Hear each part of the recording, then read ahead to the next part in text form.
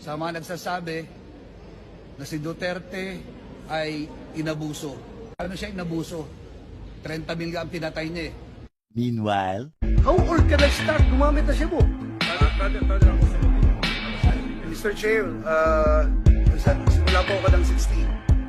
16. Opo. 16 plus 15, that's 31. Kailan ka naging pare?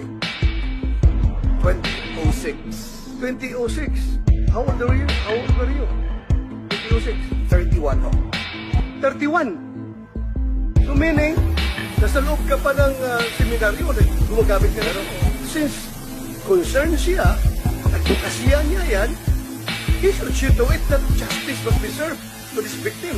So, Responsibility ng pulis yan.